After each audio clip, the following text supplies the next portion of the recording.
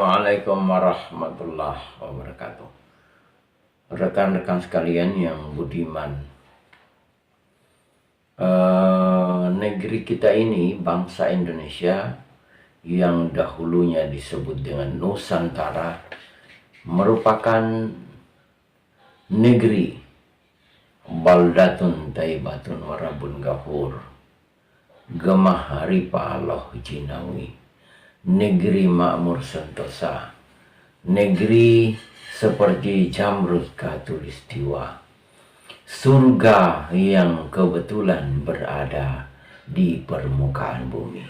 Dan itu disampaikan, dikisahkan setiap pengeliling dunia, dari Magellan pengeliling dunia pertama, Prince Drake pengeliling dunia kedua, Marco Polo pengeliling dunia yang selanjutnya, Ibnu Battuta, kemudian ada pengeliling Cina Ma Huan yang datang di Sriwijaya abad kelima, telah mengisahkan bahwa salah satu negeri di Nusantara, sebagaimana sebuah majalah yang terbit di Bremen, Jerman, I.R. Logan menyampaikan bahwa ada satu kumpulan pulau-pulau yang penduduknya tidak terlalu besar, hobi pakai sarung. Mereka itu agak cemburu jika kita bertamu di rumahnya, lalu kita melihat istrinya berseliweran. Awalnya tidak terlalu ramah, tapi setelah kita memberikan sesuatu semakin baik dan semakin ramah.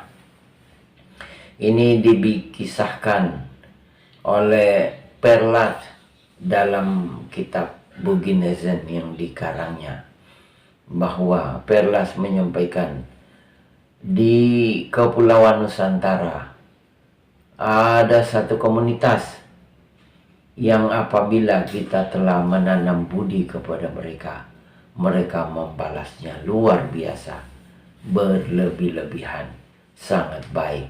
Rekan-rekan sekalian, dalam sinopsis roman Indonesia sejak tahun 1895,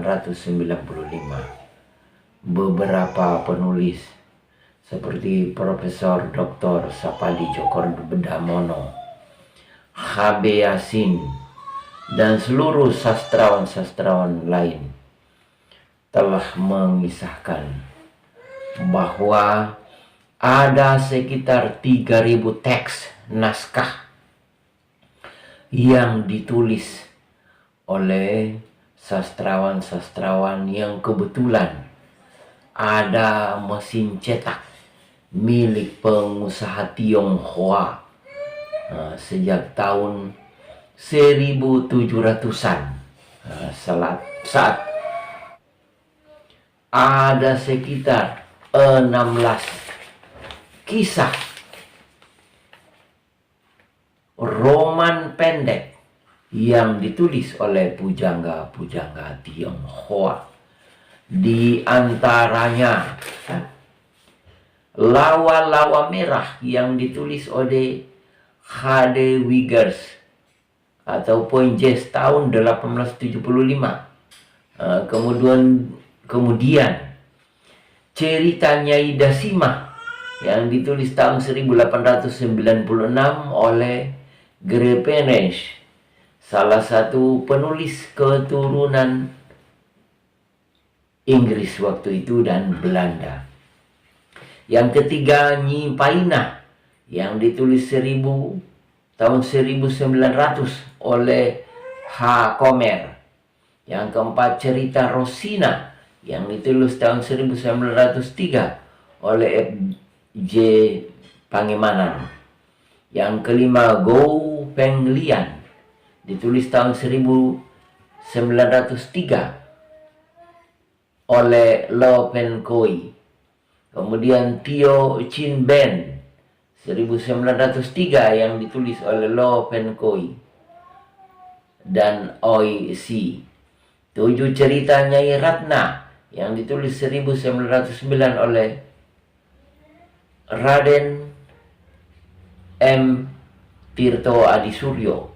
Yang ke-8 Hikayat Siti Maria yang ditulis 1912 oleh T.H. Poa.